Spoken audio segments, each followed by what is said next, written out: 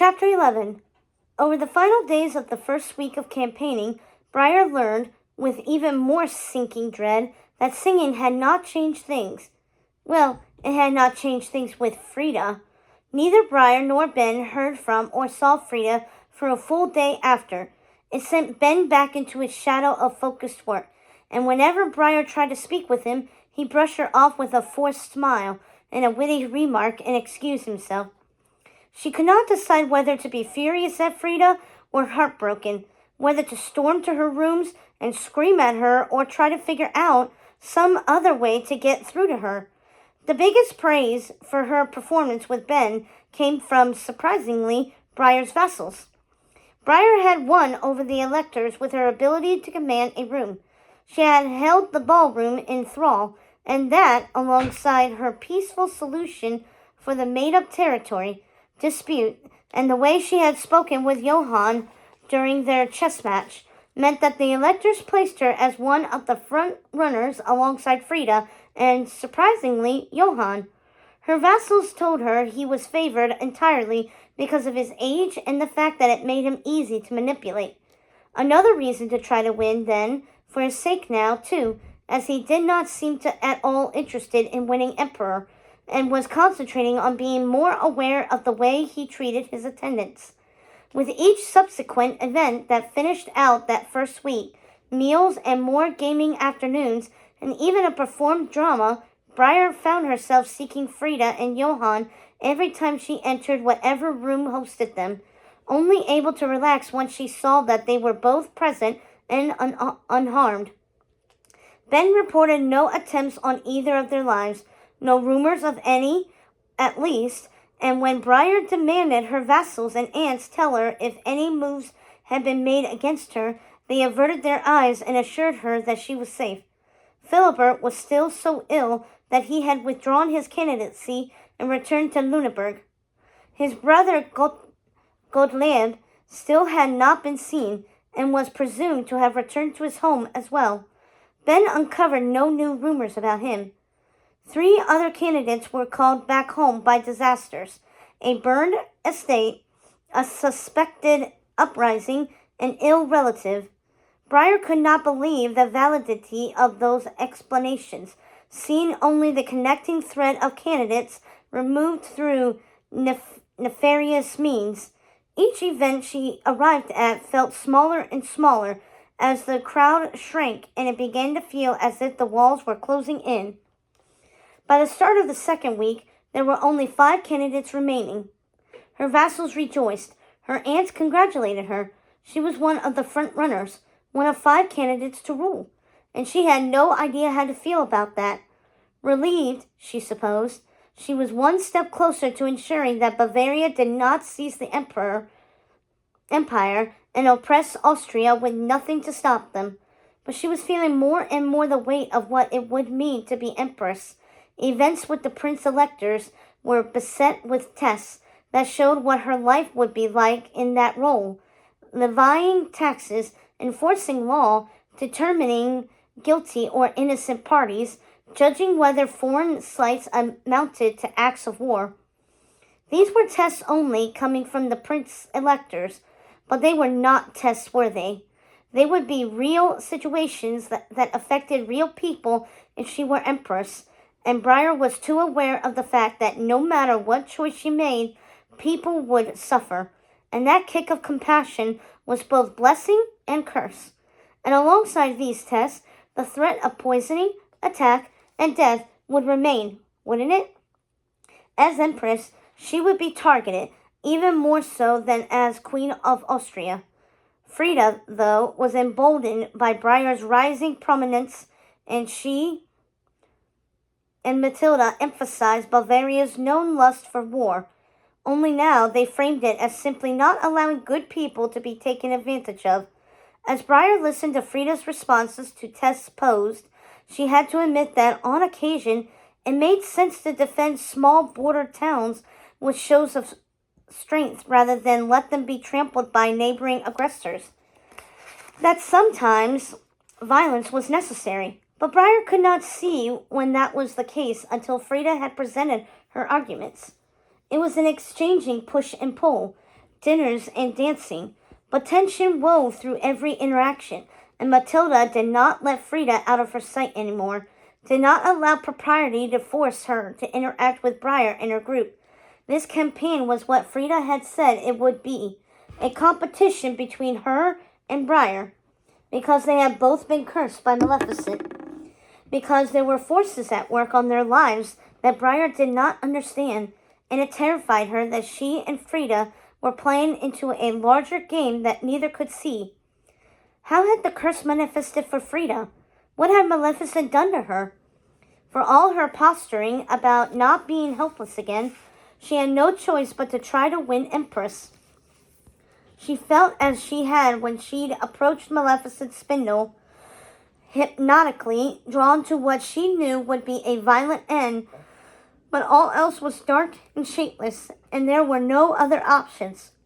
So she would touch the spindle, and she would just have to hope that she would wake up on the other side again. Little princess, my gift shall be. The woman in blue faced against a man in an opulent ballroom. She was focused in rage, hands clenched, but she was terrified, a terror that was palpable through the heave and ripple of the dream. At her side appeared a woman in a sumptuous gown of lace and airy silk, and as the woman in blue scowled at the man, the other woman put her hand on her friend's arm. She was a friend. That was the overwhelming feeling, and the woman in blue's face relaxed. Other people appeared around the woman in blue as the dream shifted and flickered. Men in fine clothing, a portly chef in a knit cap, a child too, others, all with the same overwhelming feeling: friendship, companionship, support. Tiny princess, my gift shall be. The woman under the 5 shooting stars stood on a battlefield, her face sweaty and dirt-streaked, a sword at her side. For a moment, she alone faced an army of thousands, their bodies stretching into the horizon as one solid mass of impending consumption. The woman was fierce and ready, but she would be destroyed by this army. A flash and people appeared around her, women by the dozens, soldiers armed and determined. They all faced the army now, together. Sweet princess. Creatures half man, half beast corralled a screaming group in a grand ballroom. Serpents appeared, lashing scaly tails, smoke thickening the air as the people cried out for help. The woman who had snuffed the flames stood among them, one of them, and she would make a shield of herself to save them.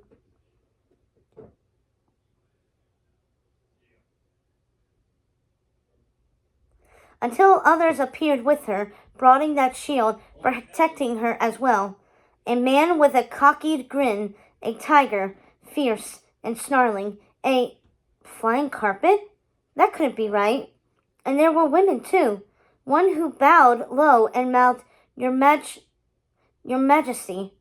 What will you do with these visions, Briar? Aurora. Little princess, did I give you a gift after all? Briar came awake, not with a jolt, but with a smooth emergence into awareness. She lay still for a moment, curved against Philip's chest, her eyes closed, feeling the lingering threads of her dream.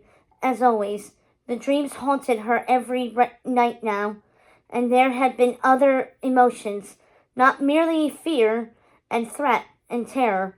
Under the curse, and up until now, there had only ever been fear and threat and terror, things to torment her. But this time, there had been support, encouragement, things that left Briar reeling, her mind aching. Her first thought was that this couldn't have come from Maleficent. Maybe her mind had finally broken free of that curse, and she was formulating her own dreams now, taking those pieces left behind and building them into something grand. But she had heard that voice still, Maleficent's voice. What will you do with these visions, Briar? Aurora. Did I give you a gift after all? Briar lay in the dark, eyes still shut, her breath quickening, yet her pulse sluggish. Had her other dreams shown positive things too? only she had been too blinded by the fear to see them? Briar clenched her jaw, refusing to answer that question. Frida's words were getting to her. That Maleficent's curse was not a curse, but a fairy gift. It couldn't be real. It couldn't be true. There was nothing positive she could gain from these visions.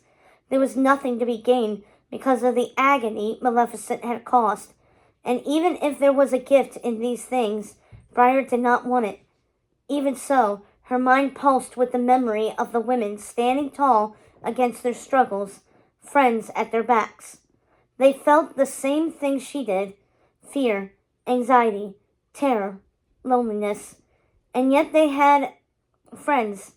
They had victory. They had support. And that was what helped them overcome the darkness. Beneath her cheek, Philip's chest twitched. "Are you all right?" came his soft whisper, gently coaxing in case she still slept. She arched up, nestling her face into the bend of his neck. By the dull light slitting through their bed drapes, she knew it was morning, though only just. "Of course," she said into his smooth skin there. Philip curved his arm across her shoulder, toying with the lace edge of her shift's collar where it gaped over her shoulder. "Liar." She stilled, lips to his skin, and in lieu of trying to convince him of what he well knew was, indeed, a lie, she kissed the tendon that bundled in his neck when he tried to look down at her. "Go back to sleep," he told her. "We have a few hours yet." "A few hours," she echoed, and laid her cheek back on his chest, her mind working. What was today? "You joust this afternoon." "You should be the one going back to sleep," she said, lethargic, exhaustion potent and relentless. And she wanted to sleep without dreams. She wanted to sleep without fear. Philip had already been awake. She leaned up on her elbow, blinking down at him through the gray atmosphere of their curtained bed. "Have you slept?" He ran his fingers through her hair, and after a long moment of silence, again, silence as an answer. She hated it from her vassals, hated it more than Philip.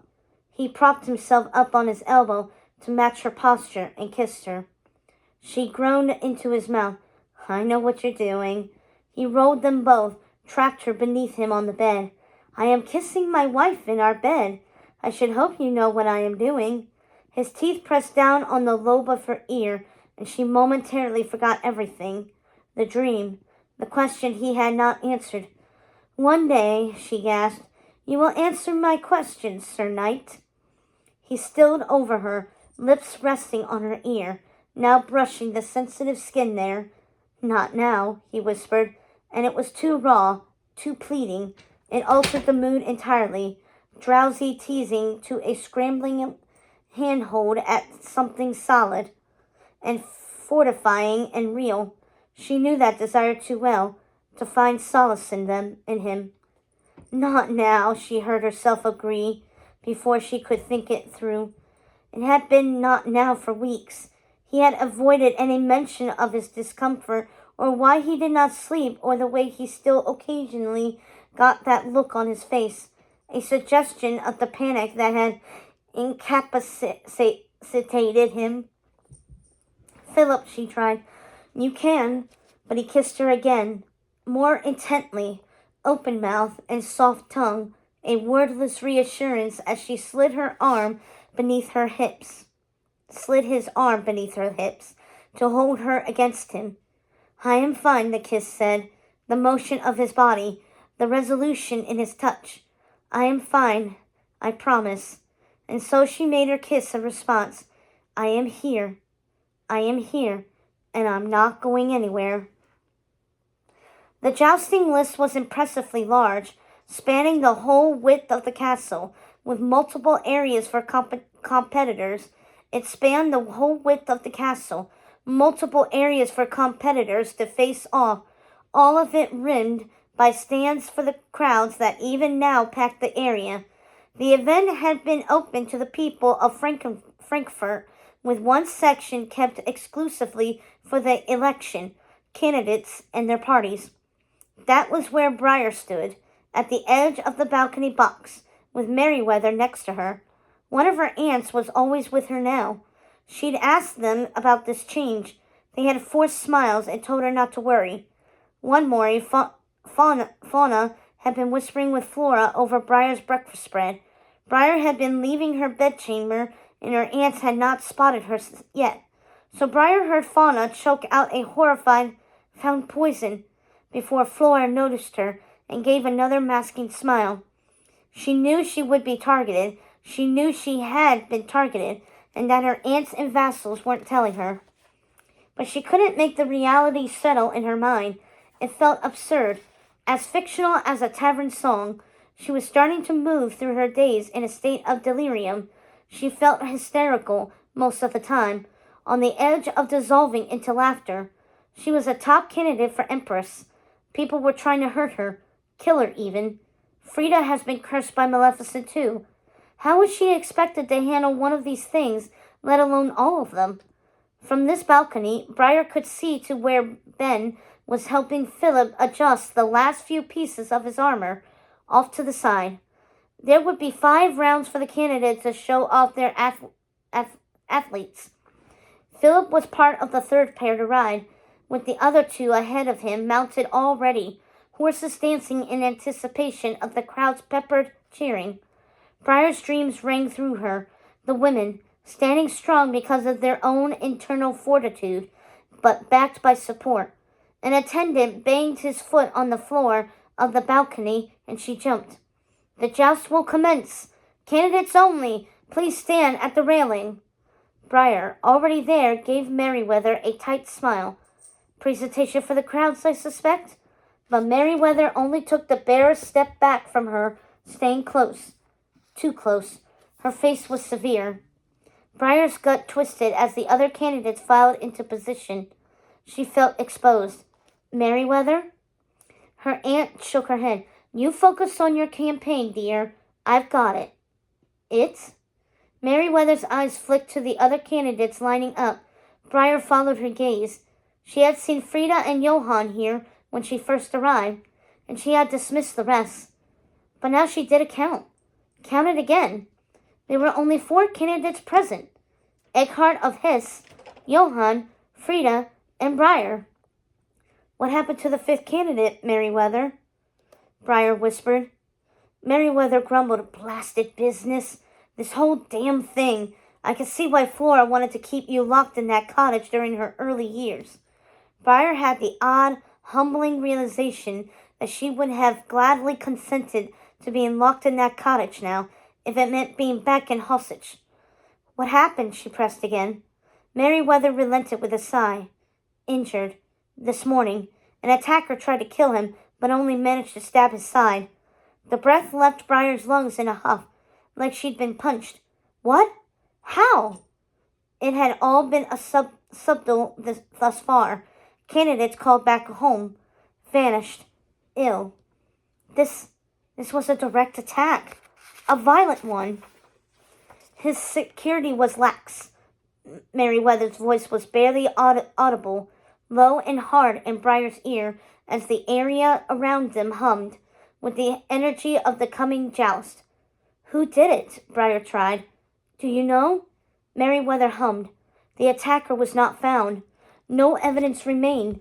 But don't you worry, though. No one will touch you."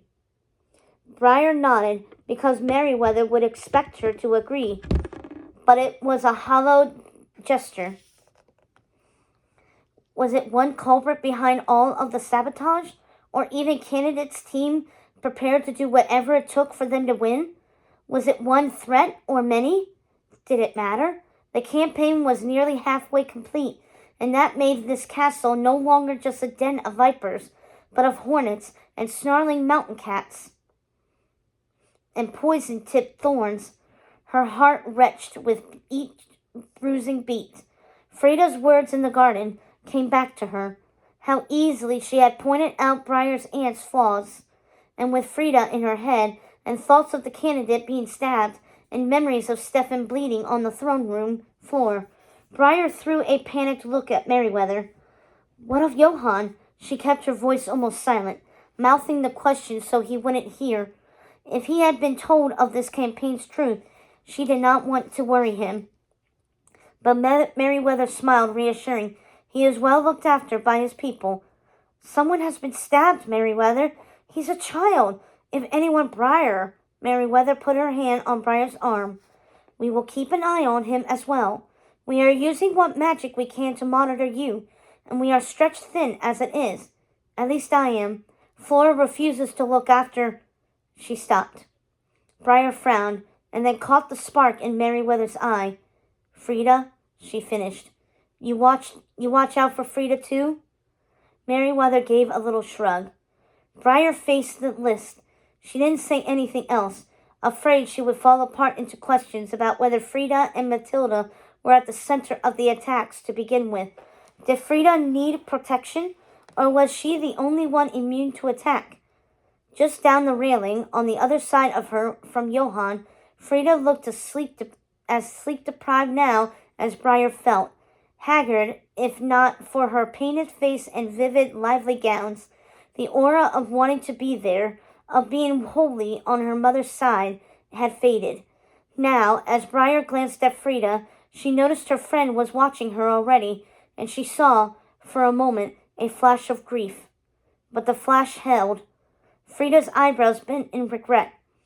Briar forced a steadying breath, tried to shift her face into something like a question, a plea of offering. She did not expect Frida would receive it. A horn blew. An announcer introduced the first pairing of jousters. One rode for Eckhard of Hesse. Another was a career jouster from Frankfurt.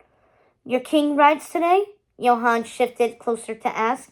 Briar looked down at him. Frida faced the list. A man had lifted a flag.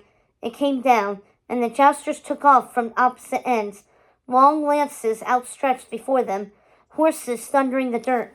A fence separated the two paths, over which they would meet in the middle and attempt to either unseat each other or break their lances on the other's body.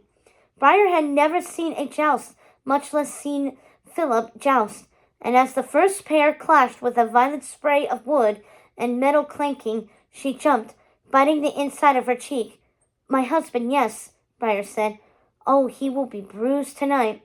Ah, Johann was barely tall enough to see over the railing, and he rested his chin on it. But the moment he did, an attendant hissed a warning of posture, sire, please, and Johann straightened. How long are jousts? Terribly long? I have new spells to memorize. Spells? The question came from Frida. He looked at Johann in honest confusion. He is a sorcerer, Briar explained. Frida's eyes lifted to hers. There was a beat of truly, and Briar smiled, because this was such a normal conversation, but bare and fragile. Yes, Briar smiled at Johann. Are the spells from Flora? The jousting pair reset. 3 matches, 3 lances would determine the winner. Johann nodded. She said she could teach me how to make a coin vanish. Now it was Briar's turn to think briefly. Truly? Merryweather at her back whispered, sleight of hand. Briar didn't drop her smile at Johann. Formidable. As long as you can make the coin reappear, I should think. No sense magicking away your kingdom's funds. Johann scratched under his crown. I wish I could magic myself away from here. Everyone is dreadful. Well, not you, he looked up at her, but everyone else. And he surprised Briar by giving a pointed grimace at Frida, who was still watching him. The jousting pair completed their round. A winner was declared, not Eckhard's jouster, but all celebration would be reserved for the end, when the remaining candidates would present the prizes. Frida's face went red, but she nodded at Johann. That is earned. I have not given you reason to like me, have I? Johann scowled. Your mother is devilish. Briar choked a laugh, half horrified, half impressed. He was not wrong. Frida's eyes went wide. Matilda, who had been clustered not 2 paces back with vassals and attendants, must have heard, for she crossed the space and positioned herself between Frida, a mirror of Merryweather, to Briar. Face forward, daughter, Matilda snapped with a look of distaste for Johann. Briar had been very good about not openly glaring at Matilda. She was cordial and proper, even if Matilda was barbaric.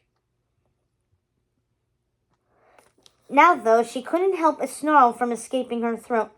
"How like Austria," Matilda muttered, and put her hand on Frida's shoulder as she faced the list. Something shifted in Frida's attitude, in her bearing. Briar's longing to speak with Frida had not been alleviated, had merely gone dormant, and it raged now, awake and desperate. "See?" Johann whispered to Briar. "Devilish." Briar edged closer to Johann, keeping her gaze on the side of Matilda's face for one beat longer. Matilda's presence cast a shadow over any conversation. They watched the next jousting pair play through 3 matches in silence. One of the contenders this time was a jouster for Johann, going against a man who represented one of the Prince-Electors, and when Johann's man proved victorious, he whooped and clapped and spun around to point at the Elector. "I have bested you!" Johann cried. Not a gracious winner, but Briar couldn't help smiling at his excitement. Frida, too, had a smile on her lips, but Matilda was still at her back. Merryweather was right. This was blasted business, this whole damn thing. The next pair was announced. King Philip of Austria, more commonly known as the Pain from Lorraine. The announcer paused for a cheer from the crowd, and Briar couldn't help but grin at her husband's notoriety for letting other riders pummel him with sticks. But still, rides on behalf of Queen Aurora of Austria. Philip cantered Samson into place, lance in hand, the face shield up on his helmet. He was armored head to toe, the heavy metal glossy and gleaming in the high afternoon sun. There was distance between him and the balcony, and Briar tried to catch his eye, but he kept his focus ahead as Samson stopped at his mark. Bed hung back by stacks of extra lances. He at least looked up at the balcony, at Frida. He turned away to cup his hands around his mouth and shout something at Philip, who nodded back. "And his contender," the announcer continued, "Lady Corinna of Munich, riding on behalf of Princess Clara of Bavaria." Briar didn't move. She wanted to. She wanted to see what expression Frida's face held, but she could only stand in stunned absence, feeling her stupidity.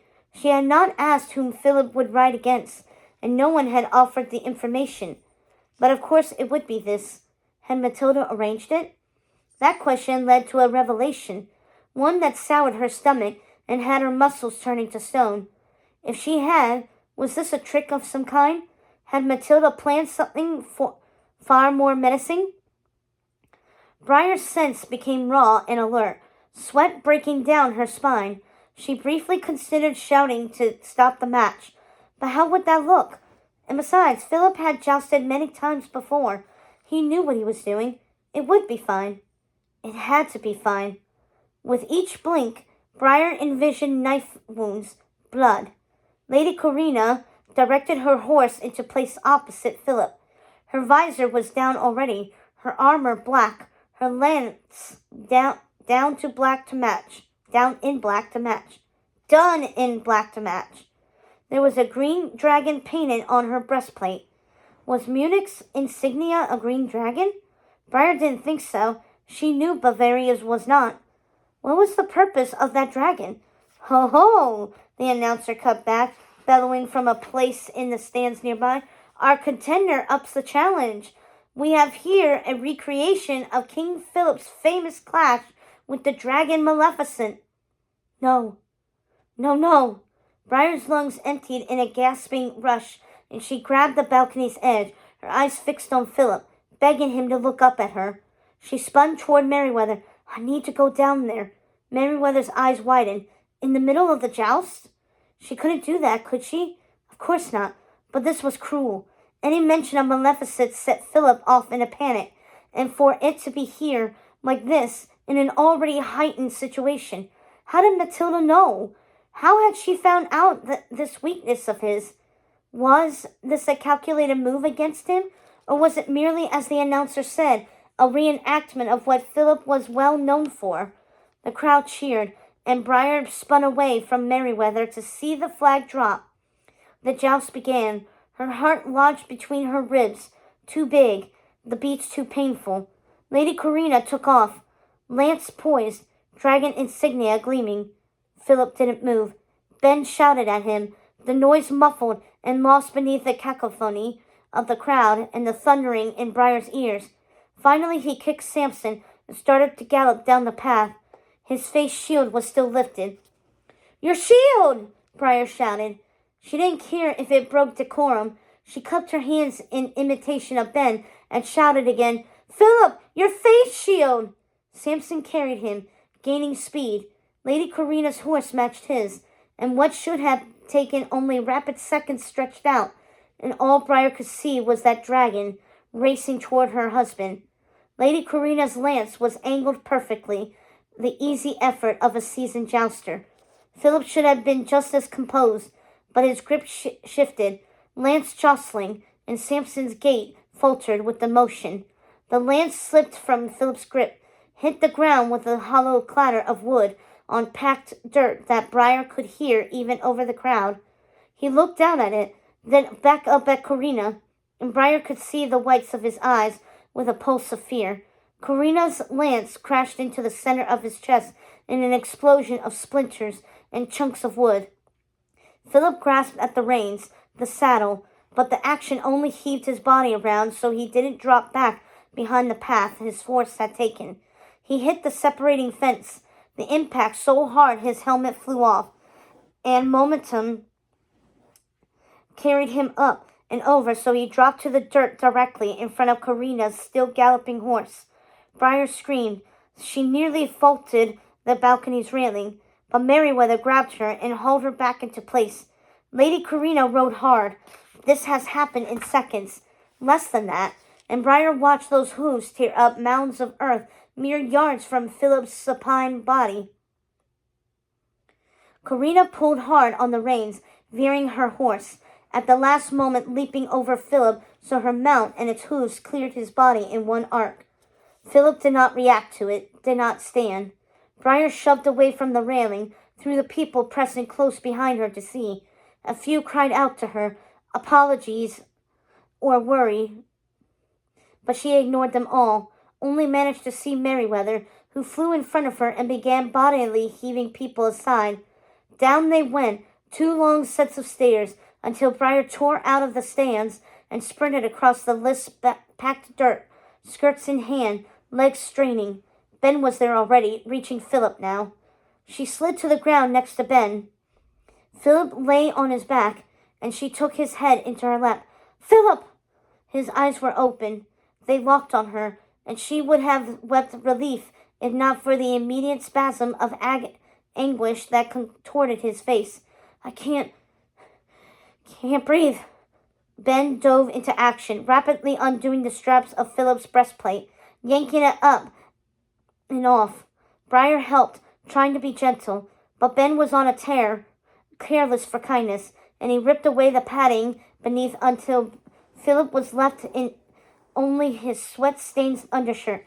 "Surgeon! We need a surgeon!" Ben shouted off toward the entrance. "One is coming," Merryweather said, and took off toward the man who was racing across the list for them. Philip rolled out of Briar's lap onto his elbows, gasping between Ben and Briar, his whole body shaking, sheened in sweat. "Don't," Ben said. "Don't move. If you've broken anything—" "Nothing broken," he managed to say. "Can't breathe. You could have cracked a rib. You might not feel it yet. The shock of it—" "Don't move. Nothing is broken," Philip snarled. "I can't breathe. I just need to... He swayed. Briar grabbed his shoulders. He pushed her away. She sat, hands extended, her body not yet reeling the full force of these last moments. But she felt this. Ben was just as stilled as she was. "Philip!" she tried. He crawled, swaying as he did so, his gasping, grating breaths coming too fast, not deep enough. He reached the fence that divided the paths and clung to it, using it to pull himself to his feet. The surgeon arrived, but Philip bowed away from him, too. Everyone around was silent, listening to him try to breathe as he bent over the fence, shoulders wound tight with strain, body shaking. Briar stood, Ben with her, and she wanted to go to Philip, to touch him, but she paused, waiting, a crack slithering up through her chest. Philip, she tried again. I'm sorry. Briar spun. Frida was behind her, winding from running. Matilda was far back, not running but approaching them all the same. 2 prince-electors were coming as well, hurrying as fast as decorum allowed. For my jouster, Frida added. That made Briar's worries roar back on her. Matilda had planned this. She had known, somehow, that it would affect Philip this way. She shouldn't have struck him once his lance dropped, Frida was saying. It was a surrender, and she continued the match anyway. I'm sorry. On behalf of her, Matilda grabbed Frida's arm. We offer no such apology. Attendants and the Prince-Elector stopped at Frida's apology, eyes widening briefly. What a rare show of empathy from Bavaria, one said. It cut like a knife. That was why Frida had apologized? To garner favor? Briar's rising anger changed into disgust, but Frida made a cry of objection. That is not my purpose. Bavaria shouldn't have... She noted the pressing crowd, the gathering people. Back! Frida shouted at them. Everyone back! Give them room! Briar blinked, dazed as people hesitantly obeyed Frida's gravely shout. Matilda stepped in front of Frida, speaking half to her, half to the Prince-Electors. Bavaria offers no apology and admits no wrongdoing. This is jousting, and this... She glared at Philip, where he was still curved over the fence, his back to them. How is this the prince who killed a dragon? Matilda sneered. Briar's whole world funneled to the fixed point of Matilda's snarling face. All else evaporated. She was aware of moving, her hand curled into a fist, lifted, winding. Ben's body in front of her, holding her back. Calm down, Briar, he said. Hey, look at me. Look at me. Calm down. I will not, she heard herself growl. Let me go. Let me go. Briar. Ben shook her. That will not fix anything. Breathe. All right? Breathe. She tried, but Philip was paces from her, hands over his face, elbows planted on the fence. Briar pushed Ben aside and slowly walked toward Philip. Jousting attendants were trying to shuffle everyone off the list now, at Frida's command. Philip, Briar said, because she couldn't think of anything else to say, just his name, a brittle plea. He lowered his hands. He was breathing normally now, but he did not look at her. I'm all right, he said to the fence. No, you're not. His tense shoulders went even more rigid. Briar, please. Not now. Not now had turned into him getting thrown from a horse, because she hadn't tried harder to get him to talk to her, because he had let his problems sink into the background, and now her heart was breaking, and she could only agree again, because they were in the middle of a jousting arena. She pressed a hand to her mouth, pushing away the tears while she was in public. Merriweather floated over. Will you stay? The candidates are expected to crown the champions. Briar's body jolted. That hardly matters, she hissed. What do you wish to do? Go with Philip, of course, but he still wasn't looking at her. Everything about his posture was a silent entreaty not to press, not to make him more of a scene than it was. And though it nauseated her, she wondered what the Prince-Electors thought of Austria now. Did she need to stay to improve whatever opinion they had? In that moment, did she care? She knew what Briar would do. What would Queen Aurora do?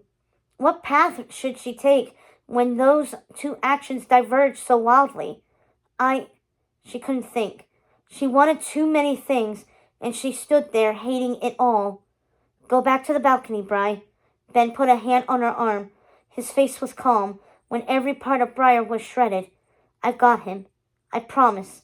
Finish the joust, and I'll get him settled by then. But, Briar started. Not now, Philip said again, but it wasn't angry. It was desperate, tear-pinched. He twisted toward them, but still didn't make eye contact with anyone. Ben, Please. Ben swept in. He hooked one of Philip's arms around his neck and helped him limp away from the fence. He was injured, but not badly enough that he couldn't walk without help, and the two began to make their way out of the arena. The crowd erupted in cheers for him. Philip stumbled. Ben kept him upright. Briar stood in their wake, feeling light-headed, feeling numb.